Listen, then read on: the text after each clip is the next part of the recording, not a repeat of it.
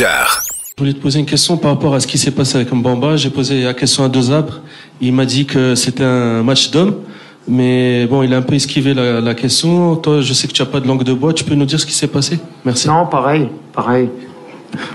J'ai rien à dire. On va à gauche, oui. Juste à gauche, oui. Allez-y, monsieur. Non, mais laisse-moi finir quand même. Ah, d'accord. Non, il n'y a pas de souci, on va expliquer. Non, je croyais que vous avez... Il n'y a pas de souci, ça arrive dans le football. J'ai beaucoup de respect pour Mbamba. À l'arrivée, peut-être c'est l'adrénaline. C'est l'adrénaline qui l'a fait répondre comme ça, mais il n'y a pas de souci. Ce qui est un peu dommage, c'est ce que j'ai dit à mes joueurs. Après, il fallait rester beaucoup plus calme. On n'a pas donné une belle image, ni nous, ni le Congo. Sur ça, il fallait rester calme. C'est le deuxième match.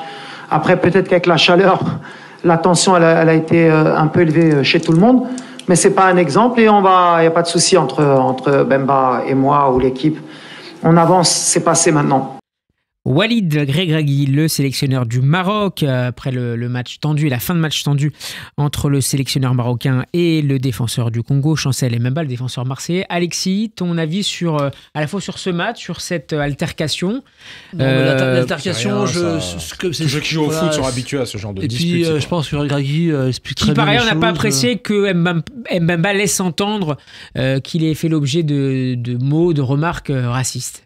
Oui, c'est des événements de fin de match. C'est le folklore. Moi, je reste plus sur la partie foot. Enfin, en tout cas, c'est ce que j'ai envie de mettre en avant. J'avais fait du Maroc mon favori la semaine dernière, qu'on en parle dans l'émission. Et les Marocains se veulent favoris et veulent gagner cette CAN après la Coupe du Monde qu'ils ont fait. Et très clairement, contre le Congo, ça a été difficile. Ils ont très bien démarré, mais ils sont un peu endormis. Et en fait, ils se retrouvent dans la position du pays un peu favori et qui, du coup, faut s'adapter. C'est-à-dire on doit tout gagner 3-0, je caricature. Et puis finalement, le Congo, c'était pas si simple, avec comme un penalty arrêté sur Bakambu. Donc, l'ancien Marseillais.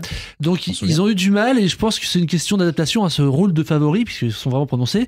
Mais il reste, malgré tout, le Maroc reste toujours favori. Disons que les tours de l'Égypte a perdu ça là au moins pour les. Non, mais pour moi, demi. D'ailleurs, que David la semaine dernière, Guzman et puis Yacine en faisaient les favoris. Moi, je pense que l'Égypte s'est mal barré, encore plus sans Salah, qui reviendra que pour les demi-finales.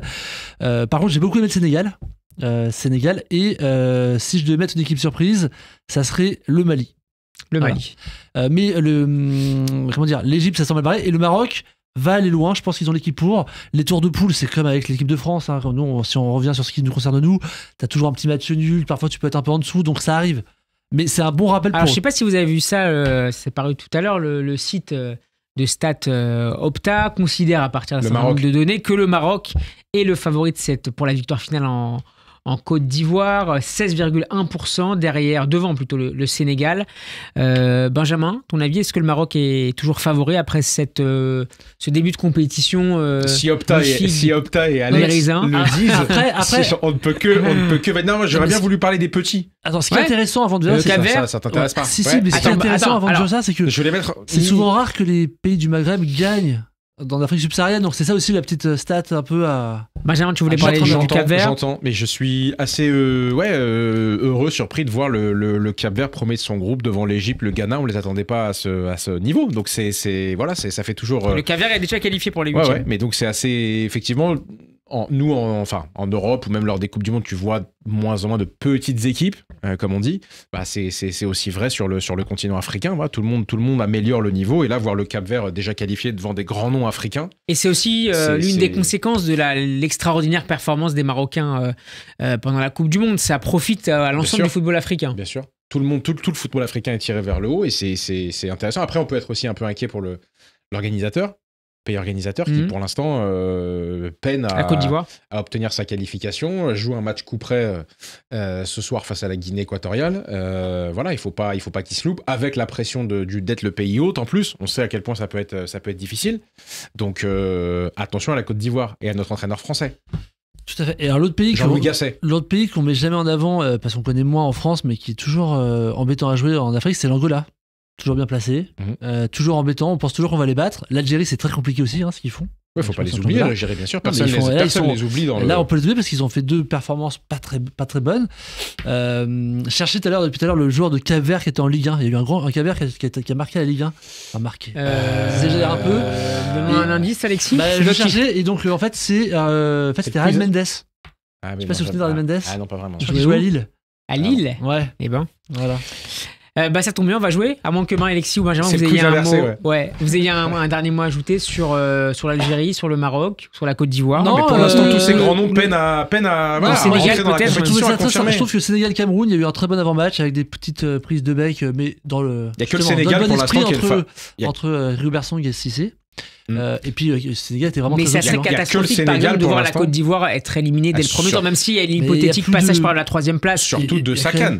Non, mais c'est ça. On sait à quel point ça va être si c'est le cas. Et notre entraîneur qui vient d'arriver. Quand on regarde les effectifs des équipes africaines, il y a quand même des sacrées différences. Il y a des joueurs de national qui jouent avec des joueurs avec Mané par exemple. Donc t'as quand même pas toujours très homogène. C'est pas toujours très homogène. Et malheureusement, la Côte d'Ivoire a pas une génération folle. Et pour l'instant, les favoris peinent à prendre leur place. On a des surprises, mais on attend les gros à un autre niveau. Messieurs, c'est l'heure du super quiz. Radio J. Ladies and gentlemen, let's get ready to rumble. Classico. Avec un pot pourri, si vous me permettez l'expression, des thèmes, une sorte de mélange des thèmes que nous avons abordés ce soir. Messieurs, culture footballistique niveau 6e, depuis quand l'OM n'a plus remporté la Coupe de France, messieurs? C'était 91. 91. 92. 93. Ah non. Non, 89 alors.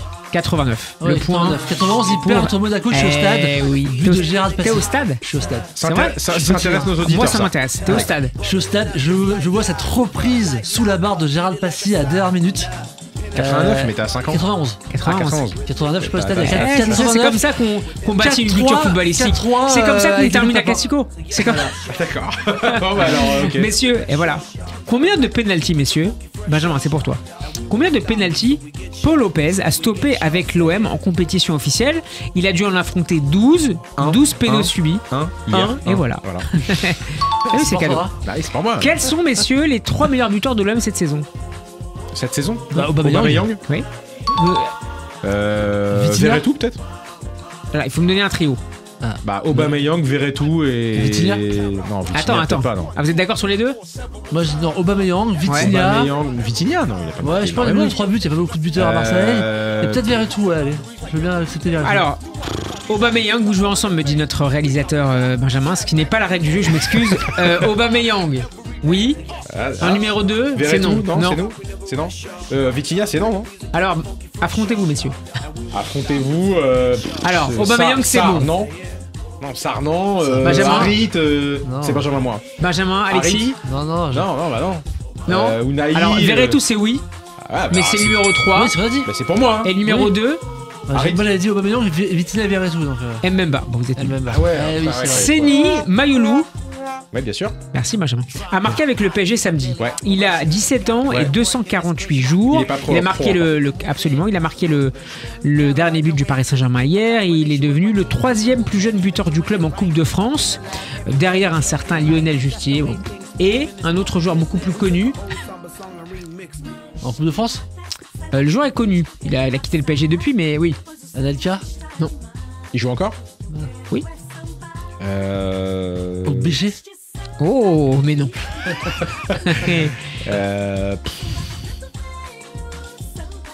Si, c'est pas Kibano, Neski Kibano là? Non. J'en ai absolument aucune idée. Un indice? Si, c'est pas. Alors, il joue actuellement. Non, toujours pas, non. Si, je sais. Il joue actuellement en Angleterre. Non, je sais qui c'est. C'est un milieu de terrain. En Angleterre? Milieu offensif. Il joue à Sunderland. C'est pas le petit jeune Messi qui était prêté là. Si, je l'ai. Il a joué à Saint-Etienne, à Lorient. Oui. Ah oui. Adli? Non. Adli n'est pas à Sunderland. Non. C'est presque. Le petit, non. Adil. Non. Adil. Elias. Non. Adil. Non, j'ai pas. Non, je sais pas. Non. Aouchiche. Voilà. Ah ouais, bah non. Si. Bah non. Pourquoi? Tu l'as tout dit, non? Tu dis Adil. Aouchiche. Un demi. Vous voulez dire un mot sur Ayoulou? Ouais. Sur Mayoulou, pas Ayoulou. Mayoulou, non. Il a toujours pas signé son contrat pro.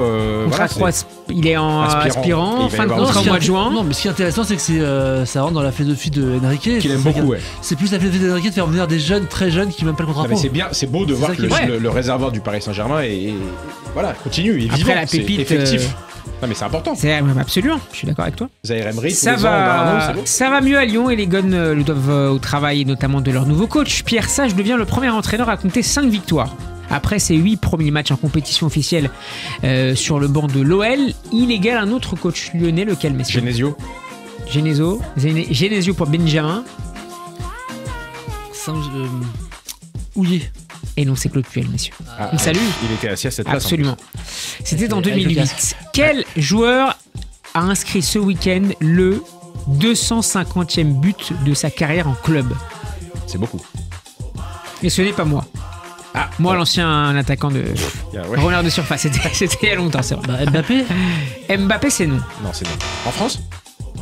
Oui. Son 250e but en club? Lacazette. C'est non. C'est non. Messieurs, ça peut être décisif. Il y a Alexis qui mène. Tu peux remporter 2. En France, Ben Yedder, évidemment. Ben Yedder, 71 buts avec Toulouse, 70 pour Séville, le FC Séville, 109 pour Monaco. Je suis pas en forme. J'ai eu la grippe quand je te signale. Joueur, c'est vrai. Quel joueur, et je crois que c'est la dernière, quel joueur a marqué avec sa sélection lors de ses 4 dernières Coupes d'Afrique des Nations? Ça vaut 3 points pour que tu puisses au moins... Ouais. Mais comme je ne sais pas.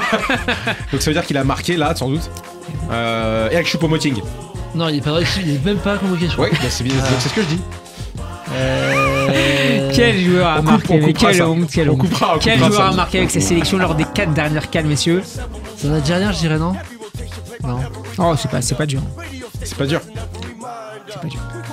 Salah. Non. Mané.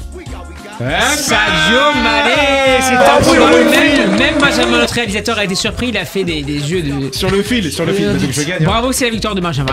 Elle n'est pas justifiée, elle n'est pas juste. Elle n'est pas volée. Mais c'est pas grave, il faut la vie est parfois injuste. Merci Benjamin, merci Alexis, merci à nos invités. Jonathan Bélin et Romain Monnier d'avoir été avec nous. Merci à Benjamin, notre réalisateur du soir. Vous pouvez réécouter cette émission en podcast sur radioj.fr, la retrouver en vidéo sur YouTube. Laissez vos commentaires sur nos pages sociales, sur les réseaux sociaux, notamment sur Instagram, TikTok et X. À suivre, Cyrielle Sarah Cohen et notre ami Avner Azoulay. Très bonne soirée sur Radio J et à la semaine prochaine pour un nouveau numéro de Classico. Va falloir que je lui parle du thermonucléaire. Radio J. Classico.